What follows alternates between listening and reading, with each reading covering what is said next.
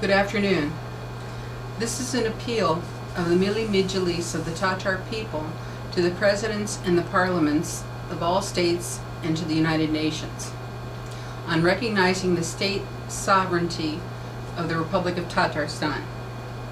Taking into account the impossibility of the further continuation of the Tatar people as a nation within the boundaries of Russia because of the openly cynical policy of Russification of the government, State Duma, the Council of Federation, and the President of this totalitarian state, especially after Mr. Vladimir Putin's ascendancy to power as President and afterwards as Prime Minister.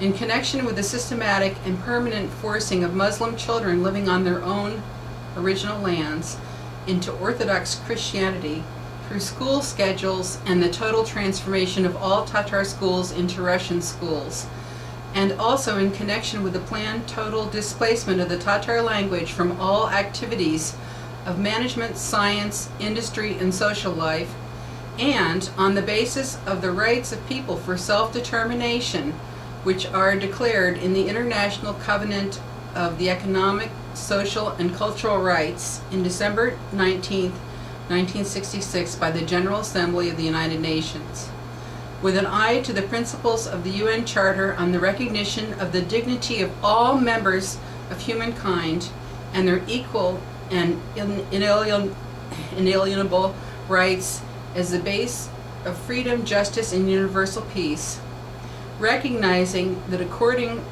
to the Universal Declaration of Human Rights, the ideal of freedom of the individual person without fear and poverty may be realized only if such conditions will be created under which everyone can use his economical, social, and cultural rights.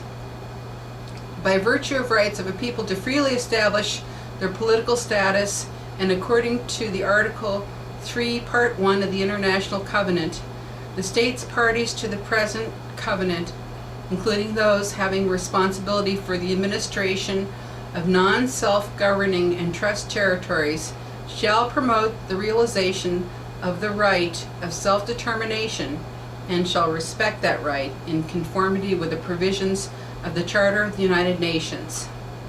And on the basis of the results of the referendum of March 21st, 1992, which asked the question, do you agree with the fact that the Republic of Tatarstan is to be a sovereign state subject to international law, constructing its relationship with Russia and with other republics and states on the basis of equal agreements, when 61.4% of the population of Tatarstan approved this proposal?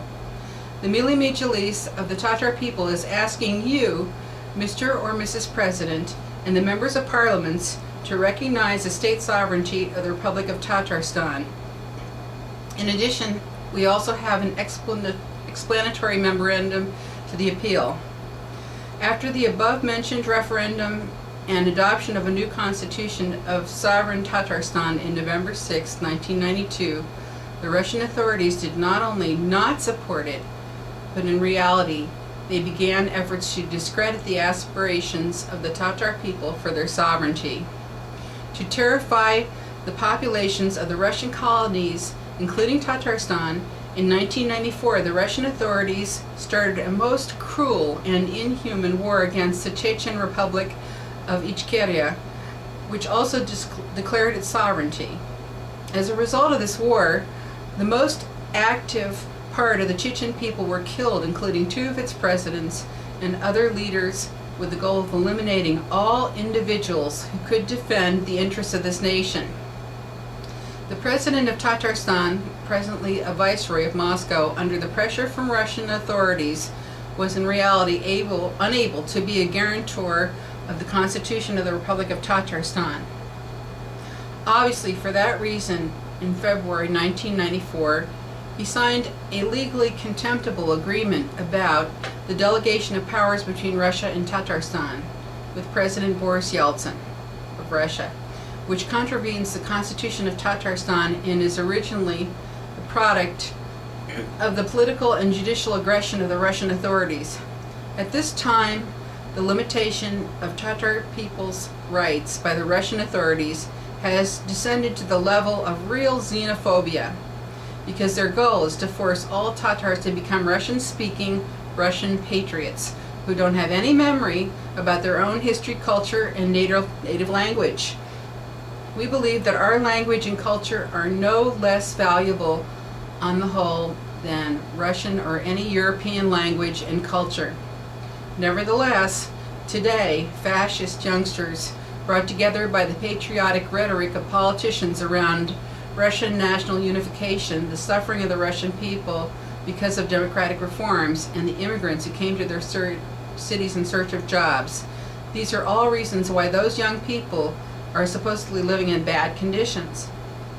They also believe that Russian people have a mission to rule other people, occupying and exploiting their lands, devastating them for their goal of resurrecting the great empire.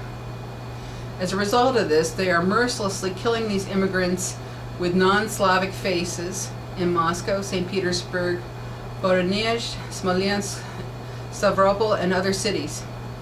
With evil intentions, the Russian politicians are reducing the problem of international relations to the level of relationship between immigrants and Russians, while ignoring the wordless, silent Russification of all captured people originally conquered by Russia, including the Tatars, who were living on their own native lands under Russian rule. Great power chauvinism in this state has been cultivated incessantly, beginning in the 16th century by all possible means, but the latest actions of the Russian authorities should be classified as beyond human understanding. Even during Stalin's regime, not only in Tatarstan but in the other colonies of Russia, Tatar schools were working without cruel limitations. Today, the Russian authorities are on their way to the entire elimination of them all. Today's ideology of Russian great power chauvinism is many times darker for the whole world than even the former Bolshevik one was. These days, Russia is engaged in a wave of real fascism, which is a real threat to the entire world. Tatarstan has been a Moscow colony for 456 consecutive years. During 223 years following the year of 1552, the best sons of the Tatar people were continually armed, rebelling against national and religious suppression. It is a real propaganda trick and a myth that the Russian state was built by the collaborative efforts of the Russians and Tatars. Russians forcefully separated the Tatars from all of their resources and took many lives for the building of the Russian Empire. For this, Tatars were forced to pay by their intellectual potential and heritage. We are not talking about those Tatars who voluntarily served in Moscow, then in Russia. The State Duma, the Council of Federation, and the President in September of 2008 recognized the independence of Abkhazia and South Ossetia from Georgia, and Western democratic countries recognized the independence of Kosovo on the basis of international legal norms, including the International Covenant of Economic, Social, and Cultural Rights, adopted on December 19, 1966 by the General Assembly of the United Nations. This precedent of the fulfillment of international legal acts is giving the Tatar people a substantiated hope for the recognition by Russia of state sovereignty of the Republic of Tatarstan, including the provision of a territorial corridor through the Orenburg region for economic and cultural international communications. The fact that 2/3 of the Tatar people are living beyond the borders of Tatarstan under Russian jurisdiction, though their own native lands conquered by Russia doesn't create a basis for refusal to recognize the state sovereignty of Tatarstan, because this republic, after becoming independent, can support the national identity of all Tatars, taking the example of Armenia, Israel, and Russia. Tatar people want restoration of statehood without bloodshed and by democratic, peaceful means, on the basis of international rights and procedures. Because of that, we are asking you to support the legal aspirations of Tatar people in restoration of their lost statehood. This was adopted at an expanded meeting of the Milli Mejlis of the Tatar People on December 20th, 2008 in the city of Naberezhny Chelny in Tatarstan.